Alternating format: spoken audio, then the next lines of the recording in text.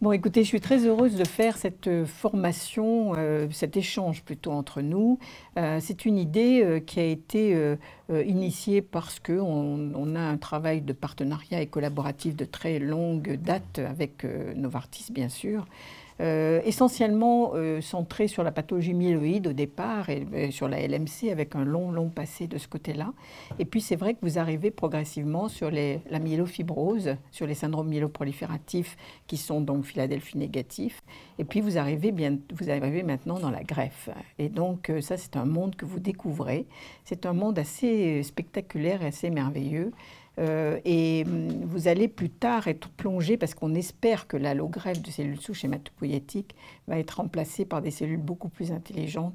Comme vous le savez, vous participez largement à des nouveaux programmes sur le plan des cellules T, qui sont donc munis de ce récepteur chimérique qui est tellement magnifique sur le plan du concept. Alors voilà l'ascension du registre français avec le nombre de donneurs, là, qui est aux alentours de 270 000 maintenant. Et là, le petit couplet pour la femme. Bon, parce que voilà, le maximum de donneurs sont des femmes. Les hommes donnent très difficilement, parce qu'ils ont la trouille. Et vous voyez que même si on essaye de faire des campagnes, il y a eu beaucoup de campagnes pour justement des donneurs masculins, et notamment des donneurs jeunes masculins. Et vous voyez que ça reste, quelles que soient les années, et là c'était en 2016, c'était exactement pareil auparavant.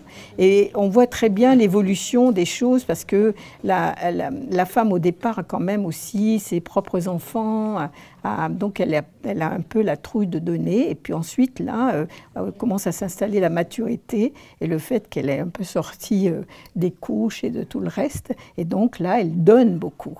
L'homme, il reste identique à lui-même, hein, avec cette espèce d'appréhension, en sachant que c'est bien dommage, et je pense qu'il faut effectivement susciter, parce que l'homme est moins dangereux que la femme sur le plan du donneur, en tant que donneur, tout simplement parce que la femme a des maternités et que son système immunitaire a été donc immunisé plus que l'homme. Donc quand on a le choix entre deux donneurs, on sélectionne le donneur masculin. Voilà, alors c'était un tout petit message à vous transmettre. Bon, ça c'était donc, vous voyez, la répartition dans le monde des donneurs volontaires, donc avec l'Europe qui est quand même très bien représentée, puis naturellement des fichiers qui commencent à s'ouvrir en Asie, non, et puis donc aux États-Unis bien sûr. Et là, je vous ai fait ce schéma que je trouve très parlant par rapport à, et c'est pour ça que je dis, c'est pas pour créer la moindre polémique, parce que les philosophies sont différentes, parce que les façons de faire sont différentes entre l'Allemagne et la France, mais l'Allemagne a 4 millions de donneurs, et donc on a 270 000 donneurs en France. C'est un peu la grande différence.